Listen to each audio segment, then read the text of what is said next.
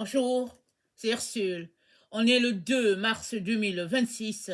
Bienvenue à Vie et Miséricorde. Alors, Dieu t'en refuse. Notre texte se trouve dans le psaume 91, le verset 1. Celui qui demeure sous l'abri du Très-Haut repose à l'ombre du Tout-Puissant. Je dis à l'Éternel, mon refuge et ma forteresse, mon Dieu en qui je me confie, car c'est lui qui te délivre du filet de l'oiseleur, de la peste et de ses ravages. Amen. Alors, Dieu est notre refuge. Amen. Plus que jamais, nous avons besoin de le savoir, mais de le vivre, parce que on est dans des temps très, très difficiles sur la terre. Et on a besoin de se reposer en quelqu'un. On a besoin de placer notre foi en quelqu'un. On a besoin d'avoir notre certitude, n'est-ce pas, en ce Dieu-là. Et la seule manière pour que cela soit, il faudrait que tu ouvres ta bouche et que tu invites Dieu à être ton Dieu. Alors, il y a des gens qui vont dire, mais non, j'ai pas besoin. Il m'a créé, il est mon Dieu, il est mon Père. J'ai pas besoin de lui dire d'être mon Dieu. Alors, il s'arrête là. Il refuse d'aller plus loin. Il refuse la pensée d'inviter Dieu dans leur vie. Mais laisse-moi te dire, mon frère, ma soeur, que tu as besoin d'inviter Dieu dans ta vie. Pourquoi? Parce qu'il y a plusieurs dieux sur la terre avec des petits dés. Les personnes se sont fait des dieux. Et si bien que ils ne savent plus qui est le vrai Dieu et qui n'est pas le vrai. Et ils sont devenus même des dieux eux-mêmes. On nous éduque, on grandit dans des cultures où l'homme est fait Dieu. On est fait Dieu.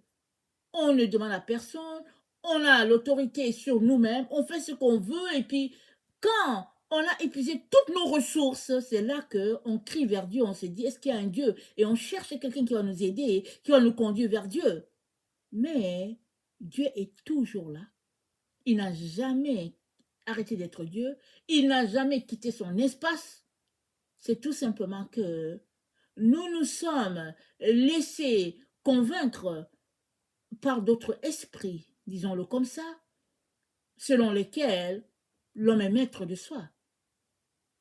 Mais les temps dans lesquels nous sommes nous prouvent que nous avons besoin de faire de Dieu notre refuge. Et c'est tout.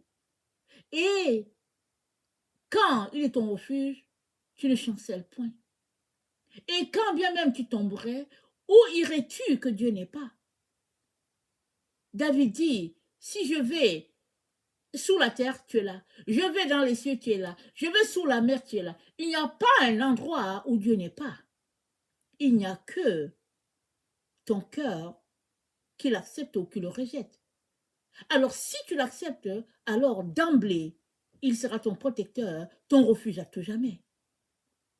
Voilà pourquoi il est important que tu l'invites à être ton Dieu, ton maître, et il te dit que le chemin, c'est de passer par Jésus. Parce que Jésus-Christ est le Fils de Dieu. Et là encore, ça peut être un débat, un gros débat, mais on ne va pas s'arrêter là-dessus.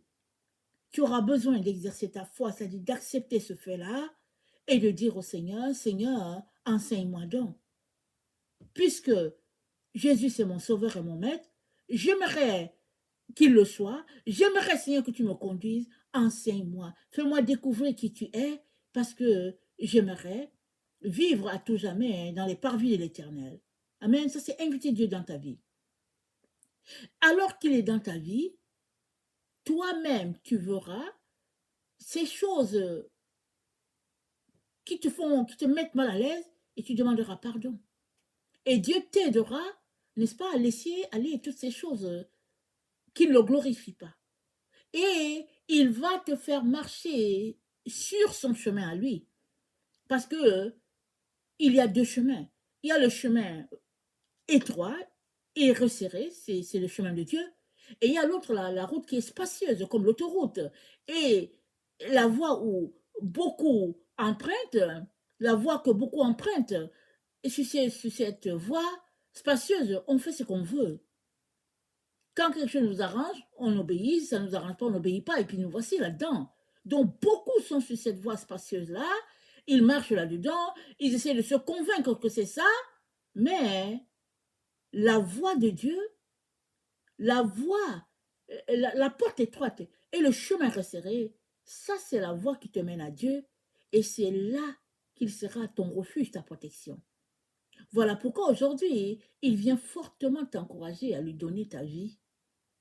Parce que quand Dieu est ta protection, que tu vives, que tu meurs, il est ta protection. C'est tout. Tu demeures sous ses ailes et tu n'as pas à craindre quoi que ce soit. Dans le psaume 40, on va lire le psaume 40. Dans le psaume 40, au verset 1, voilà ce qui est dit. David dit, j'avais mis en l'Éternel mon espérance. Et il s'est incliné vers moi, il a écouté mes cris. Il m'a retiré de la fosse de destruction, du fond de la boue, et il a dressé mes pieds sur le roc. Il a affermi mes pas. Il a mis dans ma bouche un cantique nouveau, une louange à notre Dieu. Beaucoup l'ont vu et ont eu de la crainte, et ils se sont confiés en l'Éternel.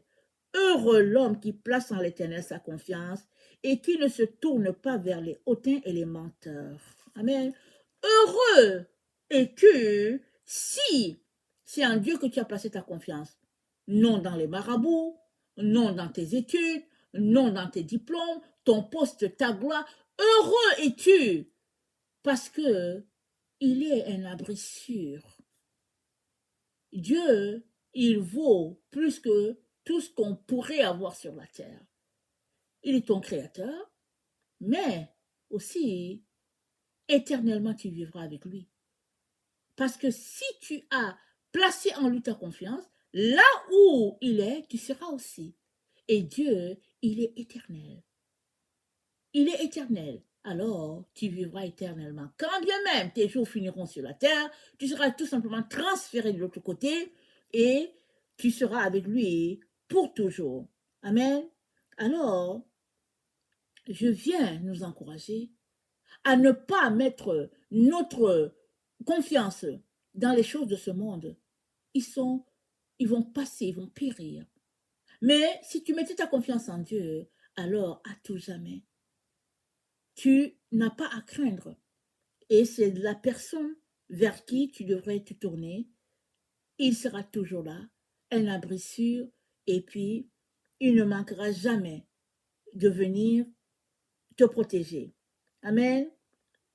Et il dit, David, dans le verset 9 du psaume 40, il dit, du psaume 40, il dit, je veux faire ta volonté, mon Dieu, et ta loi est au fond de mon cœur.